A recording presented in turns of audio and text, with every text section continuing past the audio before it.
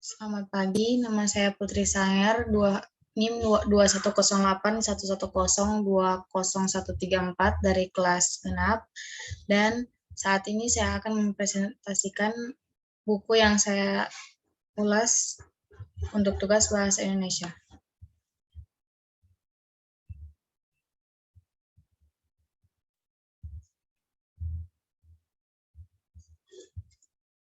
Buku yang saya pilih untuk diulas yaitu Manajemen Praktis bagi Entrepreneur, Kiat Bisnis yang harus diketahui saat startup, oleh Nur Agustinus, yang diterbitkan oleh Bina Grahita Mandiri pada tahun 2015. Hak cipta dilindungi undang-undang dan jumlah halaman 114 halaman. Sebelum mulai ke lebih dalam, saya akan membacakan struktur-struktur teks ulasan. Pertama ada orientasi, yaitu pengantar pada keseluruhan ulasan. Kedua, tafsiran isi, berisi uraian per bab untuk mengungkapkan tafsiran isi dalam deskripsi buku. Ketiga, evaluasi, yaitu menilai keunggulan dan kelemahan buku. Dan terakhir, rangkuman evaluasi, yaitu berisi simpulan dan saran atas ulasan buku yang dibuat. Pertama, orientasi. Latar belakang buku. Ada banyak buku yang mengajak untuk menjadi seorang entrepreneur.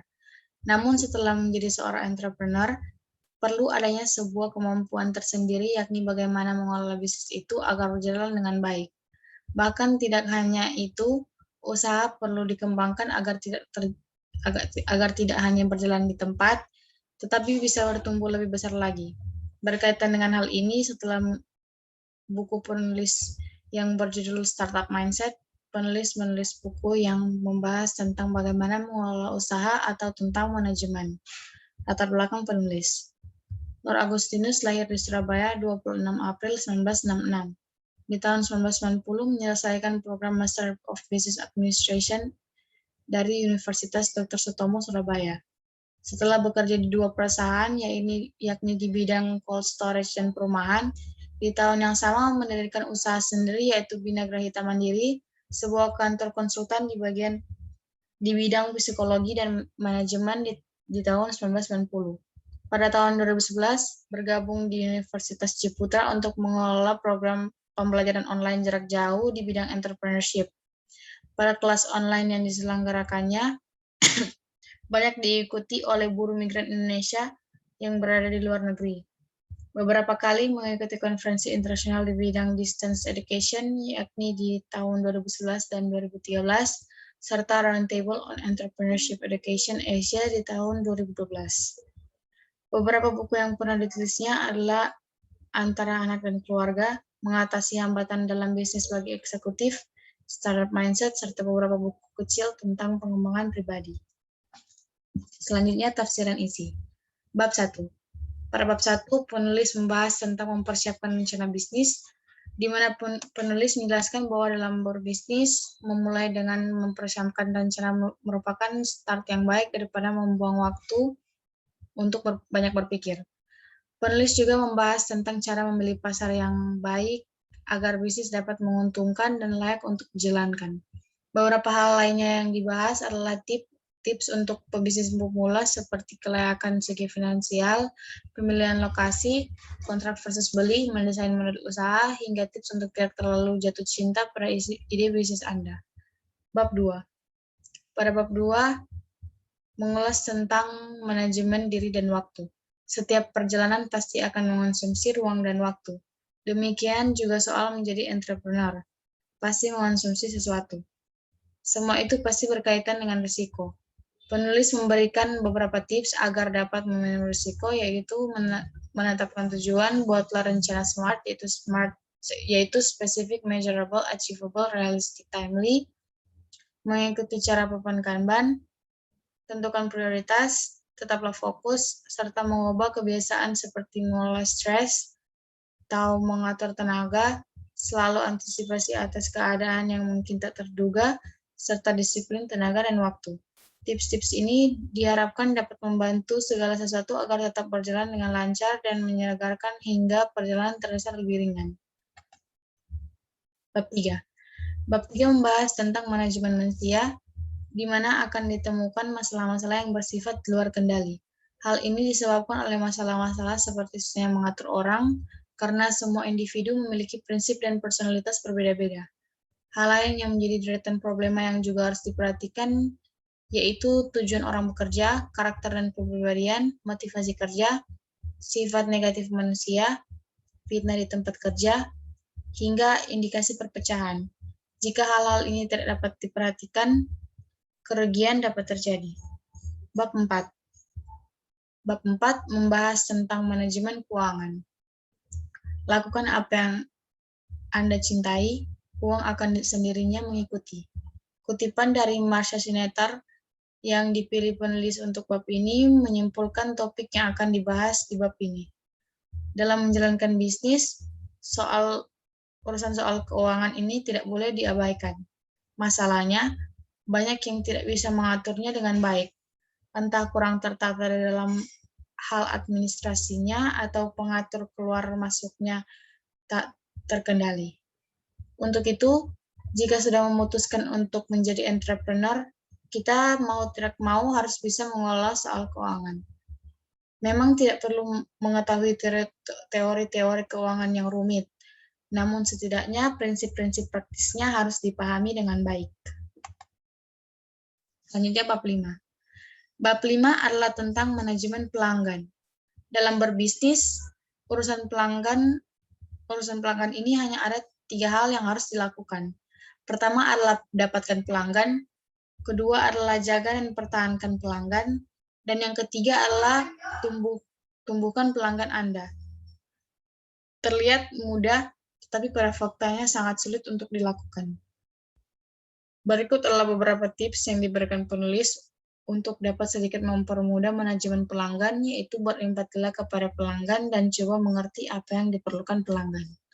Selanjutnya adalah segmentasi pasar, menjual dengan FAB, yakni Features, Advantages, and Benefits. Beberapa hal lainnya juga termasuk melayani tanpa keluhan dan mengatasi keluhan pelanggan. Bab 6 dan juga sebagai bab penutup di buku ini, penulis mengulas tentang manajemen risiko, di mana penulis membahas problema orang tidak melanjutkan rencananya untuk berbisnis, yaitu karena adanya risiko-risiko yang sudah tertumpuk di benaknya sebelum memulai apapun. Bagaimana orang menanggung kerugian itu berbeda-beda. Kita bisa lihat bahwa risiko itu ada beraneka ragam. Pada prinsipnya ada 2 macam risiko, yaitu risiko finansial dan risiko non-finansial. Tidak ada seorang pun yang dapat memprediksi risiko-risiko yang akan terjadi di masa depan.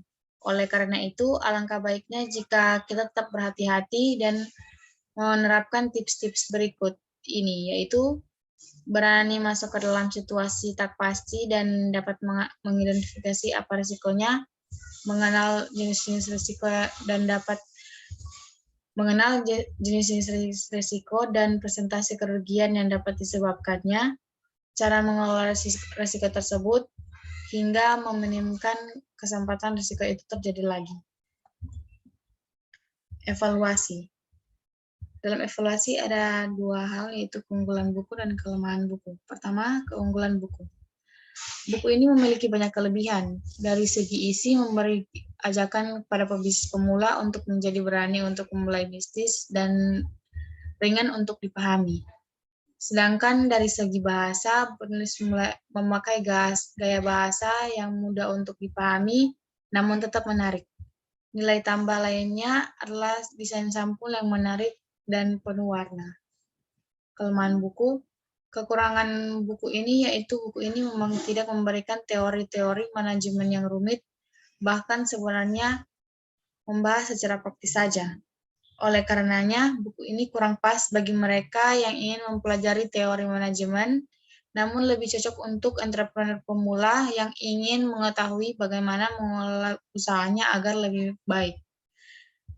dari sisi desain isi sangat flat dan dapat menyebabkan pembaca bosan untuk membacanya karena tertumpuk dan tidak memiliki ilustrasi, sangat bertolak belakang dengan cover buku yang sangat penuh warna. Dan terakhir, rangkuman evaluasi. Siapa yang tidak ingin usahanya terus bertumbuh dan berkembang? Tentunya semua manusia ingin sukses dimanapun mereka memulai dan dalam aktivitas apapun itu. Oleh karena itu, dalam segi perbisnisan, buku ini dapat sangat berguna untuk entrepreneur pemula yang baru saja berencana akan memulai bisnis. Buku ini mengajak para pebisnis untuk selalu berani dan bertanggung jawab atas keputusan dan resiko-resiko ke depannya. Hal-hal umum yang sering dipahami oleh pengusaha di awal perjalanannya, misalnya soal utang, piutang, apa yang penting diperhatikan sehubungan dengan mengelola pelanggan serta orang akan dibahas dalam buku ini. Saran, beberapa orang yang sudah berentrepreneur akan selalu mendorong teman-temannya untuk segera memulai, segera action, dan action. Ibaratnya rencana yang tidak dilaksanakan akan percuma. Saya sangat setuju dengan itu. Akan tetapi kalau kita telusuri pengalaman hidup kita, barangkali dulu kita sudah pernah membuka sebuah usaha namun berakhir dengan buruk, entah mengalami kerugian atau terlibat utang yang cukup besar sehingga usahanya akhirnya ditutup. Rencana yang sudah disusun rapi setelah direalisasikan ternyata kandas. Kegagalan itu bisa saja menjadi sebuah trauma yang membuat kita tidak berani untuk memulai usaha lagi.